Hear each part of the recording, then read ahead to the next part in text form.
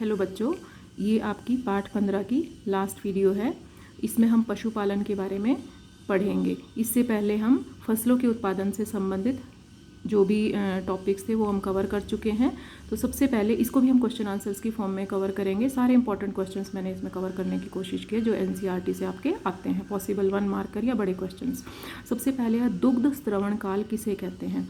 जो दूध देने वाले पशु हैं, हम मवेशी पालन की बात करें, जो दूध देने वाले पशु हैं उनमें दूध देने का कुल समय को दुग्ध स्रवण काल कहते हैं। अब ये कब प्रारंभ होता है? ये बछड़े के जन्म से प्रारंभ हो जाता है और अलग अलग पशुओं में, मवेशियों में ये वेरी करता है। किसी में 10 महीने, 11 महीने, 12 महीने, कितना भी हो सकता है। अब उसके बाद है नेक्स्ट, गाय और भैंस का वैज्ञानिक नाम बताओ। ये 1 मार्क में क्वेश्चन आता है। गाय का वैज्ञानिक, ये आपकी बुक में दिया हुआ है, गाय का वैज्ञानिक नाम है बॉस इंडिकस और भैंस का वैज्ञानिक नाम होता है बॉस ब्यूवेलिस। तो ये आपने इसी तरीके से अलग अलग अंडरलाइन करता है, अलग अलग दोनों को आप अंडरलाइन करेंगे। ये रूल्स हैं जो हम आप नेक्स्ट चैप्टर में 7 चैप्टर जब हम करेंगे ना तब हम उसमें पढ़ेंगे। उसके बाद है हमारा नेक्स्ट है हमारा मवेशियों का चारा किस प्रकार का होता है। जो हमारे गाय या भैंस हैं, जो भी हम पालते हैं दूध के लिए या बैल वगैरह हैं, उनका चारा किस प्रकार का होता है? 2 प्रकार का होता है। एक तो सूखा चारा, जो भी बच्चे गांव में आसपास जिनके भैंस रखी जाती है उनको पता होगा क्या क्या खिलाया जाता है। इसमें कोई आपका स्पेसिफिक आंसर नहीं है, वही नाम आप दे देंगे ना जो आपके घरों में देखते हैं कि पशुओं को क्या खिलाया जा रहा है, वो आंसर आपका बिल्कुल सही होगा। तो उसी में से कुछ हैं आपके घास फूस, ठीक है, जो भी आपकी जैसे गेहूं की भूसी है उसको काट कर छोटे टुकड़ों में वो भी खिलाया जाता है। हरा चारा खिलाया जाता है, घास वगैरह खेतों से काट कर, बरसीम वगैरह खिलाई जाती है, ज्वार वगैरह काट के वो भी खिलाई जाती है। और जो दूध देने वाले पशु हैं स्पेशली उनके आहार में सांद्र की मात्रा अधिक होती है। अब इस सांद्र में क्या आता है? बिनोले हो सकते हैं। बिनोले क्या होते हैं? कॉटन सीड्स, कपास ऊपर से निकालने के बाद जो बीज बच जाते हैं ना उनमें बहुत न्यूट्रिशन होता है, तो उनको उबाल कर पशुओं को खिलाया जाता है जिससे उनका दूध उत्पादन बढ़ता है। फिर मार्केट में सरसों की खली मिलती है। जो सरसों के बीज हैं उनमें से तेल निकालने के बाद जो बच जाता है उसको खली बोलते हैं, तो उसमें भी न्यूट्रिशन काफ़ी होता है, पोषक तत्व काफ़ी होते हैं, तो वो भी पशुओं को खिलाए जाते हैं। फिर जो गेहूँ है, गेहूँ को थोड़ा सा ग्राइंड करके दलिया बना के बॉयल करके वो भी खिलाया जाता है या कच्चा भी खिला देते हैं। फिर चना वगैरह बॉयल करके या ग्वार आदि, ये सब सांद्र इसलिए दिए जाते हैं ताकि दूध का उत्पादन बढ़े। दोनों तरह के पशुओं को दे सकते हैं, लेकिन दुधारू पशुओं में इनकी मात्रा अधिक होती है कंपैरेटिवली। अब है ये भी एग्जाम्पल आपकी बुक में दिए हुए हैं, तो मैंने बहुत सारे नहीं इंक्लूड किए, सिर्फ एनसीईआरटी वाले ही इंक्लूड किए हैं ये, क्योंकि आपके लिए लर्न करना इजी हो जाए। गाय की देसी और विदेशी नस्लों के उदाहरण दो। देसी नस्लें हैं रेड सिंधी, साहिवाल, और विदेशी नस्लें हैं जर्सी और ब्राउन स्विस। अब जो हमारी देसी नस्लें हैं इनकी थोड़ी सी स्पेशलिटी मैं यहीं पर बता देती हूँ। जो हमारी देसी नस्लें होती हैं ना, चाहे किसी भी उसकी हों, चाहे मुर्गी की हों, चाहे आपकी गाय भैंस की हों, इनकी स्पेशलिटी होती है कि ये जो है अधिक प्रतिकूल परिस्थितियों में सर्वाइव कर सकते हैं, ठीक है। इनकी रोग प्रतिरोधक क्षमता भी अधिक होती है। और जो इसके ऑपोजिट जो विदेशी नस्लें हैं वो अधिक गर्मी नहीं बर्दाश्त कर सकती, लेकिन उनका दूध उत्पादन अधिक होता है। तो क्या किया जाता है, देसी और विदेशी नस्लों का ना आपस में संकरण करा दिया जाता है ताकि जो नई प्रजाति उत्पन्न हो उसमें इनके भी गुण आ जाएं, देसी वाले भी गुण आ जाएं और विदेशी वाले भी गुण आ जाएं, ठीक है। तो एक क्वेश्चन कई बार आ जाता है, संकरण क्यों कराया जाता है? संकरण इसीलिए कराया जाता है ताकि देसी और विदेशी नस्लों के गुण एक ही प्रजाति में, नेक्स्ट जो प्रजाति उत्पन्न होगी उसमें आ जाएं। अब ये आपने बताने हैं कि देसी में क्या क्वालिटीज़ हैं और विदेशी में क्या क्वालिटी हैं। देसी की रोग प्रतिरोधक क्षमता अधिक है, प्रतिकूल परिस्थितियों में अच्छे से सर्वाइव कर सकती है, और विदेशी का उत्पादन अधिक होता है, ठीक है। तो अगर ये दोनों क्वालिटीज़ एक में ही मिल जाएं तो इसीलिए संकरण कराया जाता है। अब नेक्स्ट क्वेश्चन जो है वो मुर्गी पालन या कुक्कुट पालन से संबंधित है। अब हम मुर्गी किस लिए पालते हैं? मुर्गी या जो बतख वगैरह है वो मीट के लिए और अंडे के लिए पाली जाती है। तो एक बहुत बहुत इंपॉर्टेंट क्वेश्चन जो 2 मार्क में आता है, लेयर और ब्रॉयलर में क्या अंतर है? लेयर वो कुक्कुट पशु हैं जिनको अंडे के लिए पाला जाता है, अंडे प्राप्त करने के लिए पाला जाता है, उन्हें लेयर कहते हैं। और जिन मुर्गियों को मीट प्राप्ति के लिए पाला जाता है उन्हें ब्रॉयलर कहते हैं। अब इनमें इनका शरीर हैवी नहीं होता, ठीक है, ये थोड़ी पतली होती हैं, लीन होती हैं, इनका शरीर हैवी होता है। इनका अंडे उत्पादन के लिए पाला जाता है, तो इनके आहार में अनाज के दाने, सूखी मछली आदि, खनिज लवण और मेनली कैल्शियम आदि ज़रूर दिया जाता है, ताकि उनका जो अंडे का जो कवच है ना वो अच्छे से मतलब मजबूत बने, कठोर बने। नहीं तो ट्रांसपोर्ट करने में, इधर उधर ले जाने में अंडे टूट सकते हैं। जो ब्रॉयलर हैं, क्योंकि हमें उनकी हैवी बॉडी मीट चाहिए, तो उनका मांस मीट ज़्यादा कब बनेगा, जब उनको हम ज़्यादा प्रोटीन या वसा वाला आहार देंगे। तो यही 2 इंपॉर्टेंट पॉइंट्स हैं जो आपने याद करने हैं। नेक्स्ट है फिर आपका, इसमें एक क्वेश्चन है आपका, ये भी कई बार 1 मार्क में आ जाता है, मुर्गी की देसी और विदेशी नस्लों के नाम बताओ। ठीक है, आपकी बुक में यही एक दिया है, आपने यही लर्न करने हैं, क्योंकि कई बार स्पेसिफिकली नाम दे के पूछ लिया जाता है। असील मुर्गी की कैसी नस्ल है, देसी है या विदेशी है? तो देसी नस्ल है कुक्कुट की मुर्गी की असील, और विदेशी है white leg horn. After that, कुक्कुट और मवेशी पालन में क्या समानताएं हैं? ये बहुत ही सिंपल क्वेश्चन है। इसमें ये मैंने जस्ट इसीलिए कवर किया क्योंकि 2 मार्क में कई बार वैसे ही पूछ लेते हैं कि बच्चे को जनरल अवेयरनेस कितनी है।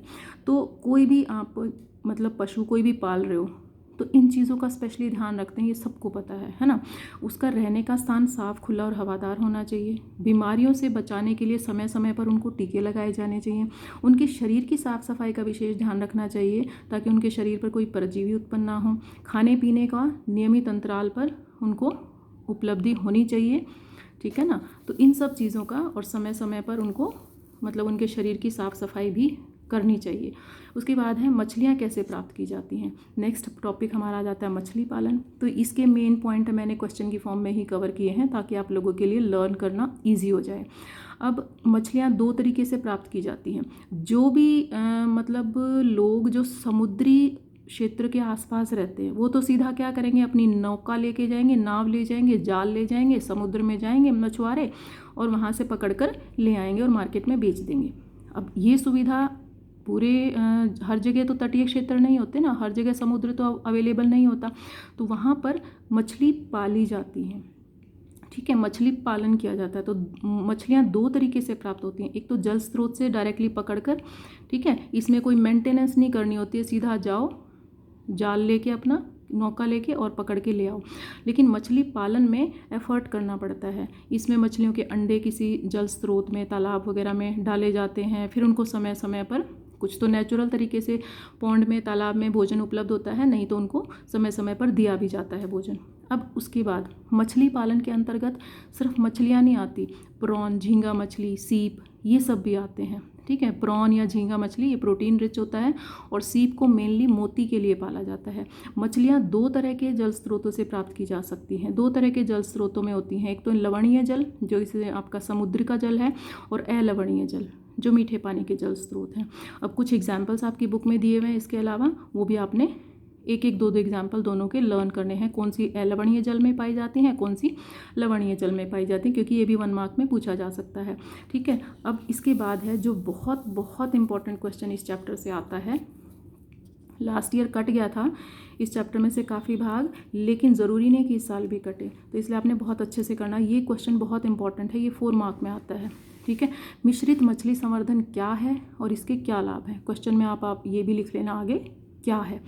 तो मिश्रित मछली संवर्धन क्या होता है, जब मछलियाँ पाली जाती हैं ना तो तालाब में 5 या 6 अलग अलग प्रकार की मछलियों को एक साथ पालना, इसी को मिश्रित मछली संवर्धन कहते हैं। अब क्यों पाली जाती हैं 5 या 6 अलग अलग प्रकार की मछलियाँ, इसके क्या फ़ायदे हैं? इसके फ़ायदे ये हैं, एक तो वैरायटी मिल जाती है किसान को, ठीक है ना, अलग अलग प्रकार की। दूसरा, उत्पादन भी बढ़ता है। उत्पादन कैसे बढ़ता है, क्योंकि ये जो मछलियां हैं ना 5-6 अलग अलग प्रकार की, ये इस तरीके से चूज़ की जाती हैं, इस तरीके से सेलेक्ट की जाती हैं ताकि ये आपस में ना तो भोजन के लिए प्रतिस्पर्धा करें, ना ही स्थान के लिए प्रतिस्पर्धा करें। ये कुछ एग्जाम्पल दिए हुए हैं, जैसे कटला पानी की सतह से, रोहू तालाब के बीच में से, जो मृगल और कॉमन कार्प हैं वो तालाब की तली से भोजन लेती हैं, और जो ग्रास कार्प नाम की मछली है वो खरपतवार खाती है। तो ये बहुत बहुत इंपॉर्टेंट क्वेश्चन है, ये आपको लर्न होना चाहिए। आफ्टर दैट जो हमारा लास्ट टॉपिक है इस पार्ट का वो है मधुमक्खी पालन। अब मधुमक्खी क्यों पाली जाती है? शहद के लिए और मोम प्राप्ति के लिए। मोम जो जनरल आपकी नॉर्मल कैंडल आती है वो वाला मोम सिंथेटिक होता है, लेकिन ये जो मोम है, प्राकृतिक मोम है, ये काफ़ी कॉस्टली आता है, ये आयुर्वेदिक दवाइयों में प्रयोग किया जाता है। तो मेनली इन 2 उत्पाद के लिए मधुमक्खी पालन किया जाता है शहद और मोम के लिए। शहद के बहुत ज़्यादा जो है वो मेडिसिनल प्रॉपर्टीज़ होती हैं इसमें, ठीक है, बहुत न्यूट्रिशियस माना जाता है। अब उसके बाद मधुमक्खी, ये मैंने इस तरीके से इस क्वेश्चन को एक में ही कवर कर दिया है, लेकिन इसमें से 1 मार्कर क्वेश्चन आते हैं, तो 4 क्वेश्चन आपके इसमें कवर हो जाएंगे। मधुमक्खी की विभिन्न प्रजातियों के नाम बताओ। ये वैज्ञानिक नाम दिए हुए हैं इधर, ये इनके कॉमन नाम दिए हुए हैं, ठीक है। भारतीय मधुमक्खी एपिस सेरेना इंडिका, एपिस डॉर्सेटा, इसको बोलते हैं शेल मधुमक्खी, एपिस फ्लोरी, इसको बोलते हैं लिटिल मधुमक्खी, and the last one is Apis mellifera, ये बहुत बहुत इंपॉर्टेंट है, इसको बोलते हैं इटालियन मधुमक्खी।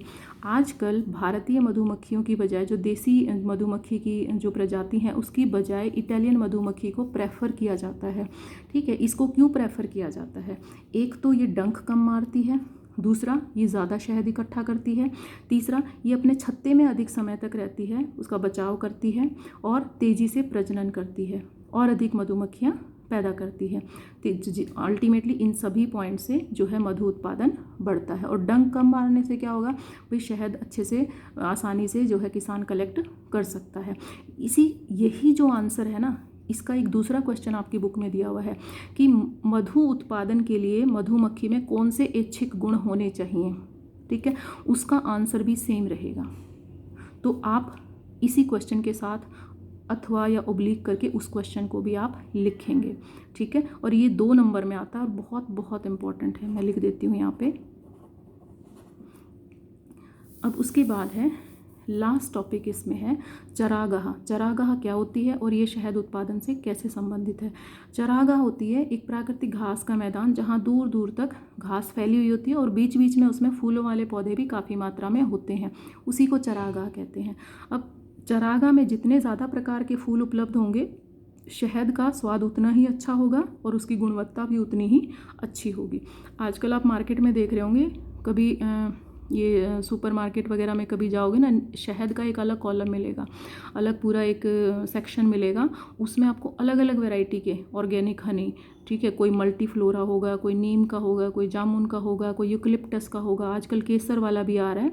तो ये अलग अलग प्रकार के शहद का मतलब क्या हुआ कि मधुमक्खियों ने स्पेशली इन पेड़ों के जो फूल हैं उनका रस चूस कर इस शहद को बनाया हुआ है, और सबकी अलग अलग मेडिसिनल प्रॉपर्टीज़ होती हैं। अब मैंने ये पार्ट कंप्लीट है, इसमें मोस्टली क्वेश्चंस हमारे कवर हो गए हैं। आप NCERT पढ़ो, कोई डाउट आता है तो आप कमेंट करके भी पूछ सकते हो, और आप मेरे से कॉल करके भी नेक्स्ट क्लास में भी पूछ सकते हो। तो ये आप अपनी नोटबुक में करोगे ये सारे क्वेश्चंस और लर्न करोगे। Thank you.